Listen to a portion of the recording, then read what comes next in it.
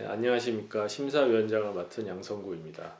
이번 국제 공모전에서 결과적으로 굉장히 성공적이었던 공모전이었다고 생각을 합니다. 그런 성공적이었던 이유가 한 세 가지 정도 볼 수 있는데, 첫 번째는 우리 출품자 분들께서 선정하신 그 대상지가 굉장히 다양했다는 점입니다. 제출하신 분의 국가도 되게 다양했고, 그리고 그런 국가뿐만 아니라 어떤 문화나 정치적 상황이 되게 다른 관점에서 어떻게 바라보게 되는지, 그런 대상지가 굉장히 다양해서 성공적이었다고 판단이 되고, 두 번째 관점에서 성공적이었던 것은 그런 대상지에 대해서 어떻게 해석을 하는 건가에 관한 것이었는데, 되게 그 넓은 관점에서 도시나 커뮤니티를 바라보는 그런 관점들에서부터 굉장히 구체적인 사안에 대해서 어떻게 바라볼 것인가, 그런 관점까지 굉장히 다양했습니다. 세 번째로 그 성공적이었던 이유는 그 되게 관점자의 다양성이 있습니다. 좀 더 넓은 스펙트럼으로 도시와 정치를 바라보는 관점도 있었지만은, 어느 한 개인이 또는 그게 나일 수도 있고, 그런 개인이 바라보는 관점이 어떻게 바뀌고 변화하는지, 그런 것을 보여주는 사례까지 있어서 이렇게 세 가지 관점에서 굉장히 스펙트럼이 다양하고 넓은 그런 성공적이었던 공모전이라고 평가를 하고 싶습니다.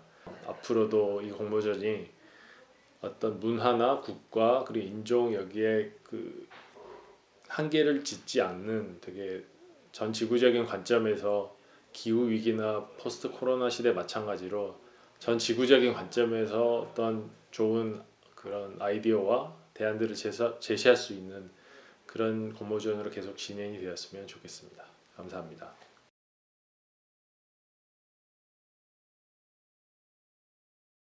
대상을 받은 The World and the Flog은 이번 공모전의 출시에 제일 많은 어떤 도전적인 태도를 보였다는 점에서 심사위원들 모두의 좋은 평을 받았습니다. 이 주제 자체가 가지고 있는 특성상 어떤 문제를 해결하는 방법도 있지만, 이런 사회적 이슈나 정치적인 이슈를 건축이 어떻게 자기의 소재로 가져가서 어떤 태도로 드러낼 수 있는가라고 하는 점에서 굉장히 재밌었는데요. 일단 출품 자체가 미디어로 돼 있다는 특성을 굉장히 잘 이용을 해서, 미디어가 아니었으면 할 수 없었던 어떤 정보 전달 능력, 애니메이션을 사용해서 굉장히 풍자적으로 정치적인 상황들, 인간 사회의 정치적인 여러 가지 모습들을 드러내는데 설득력 있게 사용했다고 생각을 합니다. 또한 이 자체가 가지고 있는 가장 좋은 특징 중에 하나가, 이 시점 자체를 계속 건축가의 조금 더 마스터한 시점이나 아니 퍼스펙티브한 시점을 넘어서서 가장 낮은 곳의 시점부터 높은 곳의 시점까지, 그리고 정치가 가질 수 있는 어떤 감시와, 그리고 그 감시를 당하고 있는 어떤 인간에 대한 생각들, 이런 부분들을 여러 시점을 오고 가면서 보여줄 수 있었다는 것도 되게 재미있었습니다. 예비 건축가들, 전문 건축가들이 할 수 있는 가장 좋은 태도는 기존의 정치적인 이슈로 담지 못했던 부분들을 건축에 맥락화시킨다는 데 있을 거라고 심사 전에 약간의 기대를 가지고 왔었는데요. 기대를 100% 만족시켰던, 100%는 좀 지나쳤나요? 가깝게 만족시켰던 그런 작품이라고 생각을 합니다.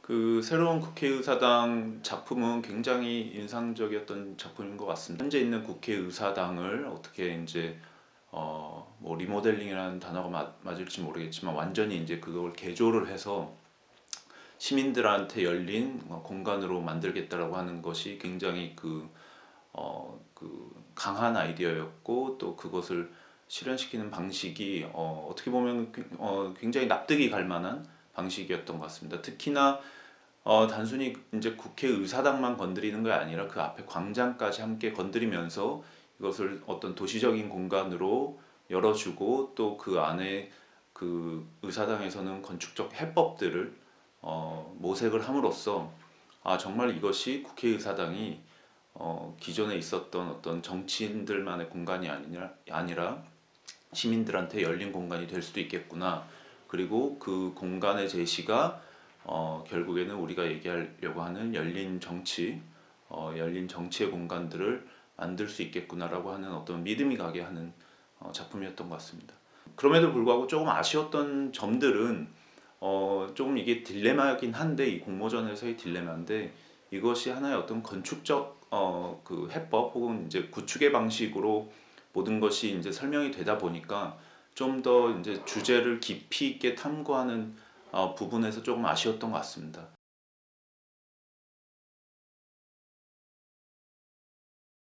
퓨처 앞터 퓨처 프로젝트는 굉장히 흥미로운 프로젝트였었습니다.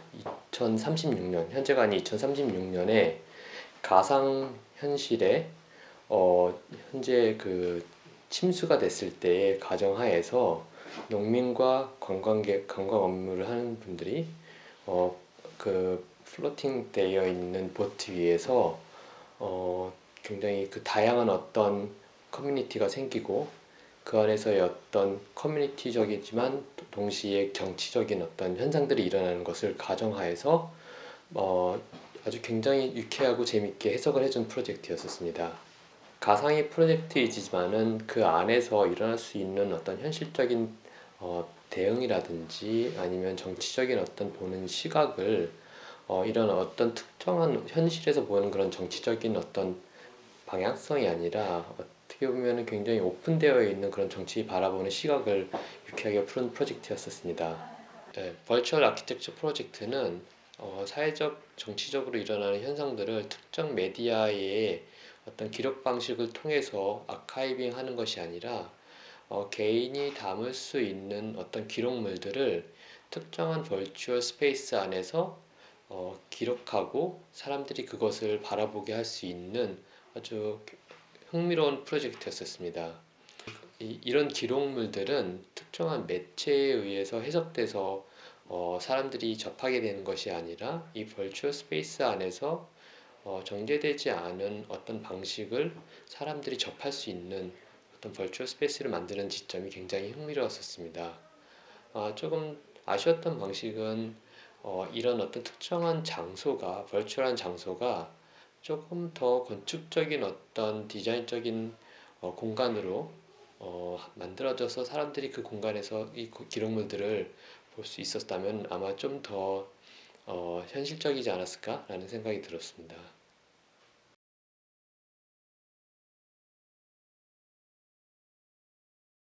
네, 입선작은 Don't Wash Your Dirty Laundry Outside와 버블팝, 그리고 아이티넌트 랜드백 뮤지엄 세 작품이 선정이 되었습니다. 세 작품들을 보게 되면은 작은 이슈들 또는 어떤 정치적 이슈, 정치적 공간에 대한 기록, 그리고 정치적 공간을 일상 속에서 드러낼 수 있는 시스템에 관련된 문제, 그리고 하나는 실제로 사회적 문제와 사회적 공간이 어떻게 현실에서 좀 실제적으로 드러날 수 있는지 좀 다양한 작품들이 선정이 되었었고요. 정치적이라는 이야기들이 너무 좀 거대한 담론으로서 이야기하기보다는 조금 작고 실제적으로 적용이 되는 부분들에 대한 것들을 많이 이야기를 해주셨었고요. 좀 아쉬운 부분들은 그런 부분들이 어떤 이슈 또는 이렇게 사회적인 현상에 대한 어떤 기록들이 있지만 그 다음에는 어떤 방향으로 흘러가실 것인가 라는 이런 부분들에 대해서는 조금 그 제한이 좀 적었던 부분이 아닌가라는 생각이 들기도 하고요. 버블팝 같은 경우에는 굉장히 좀 이렇게 펑키하면서도 일상 속에서의 어떤 재미를 줄 수 있는, 정치가 재미와 연관될 수 있는 부분들이 좋은 부분이었던 것 같습니다. 캐나다의 어떤 선주민에 대한 이런 이야기를 다뤘던 또 아이터넌트 랜드백 뮤지엄 같은 경우에는 사회적 이슈를 가지고 오고 그거를 통해서 이야기를 하는 부분들은 좋았지만 그거에 대한 건축적 제안 자체는 사실 조금 더 발전이 좀 필요하거나 조금 더 좀 디테일한 부분이 필요하지 않았을까 이런 생각을 하고 있습니다.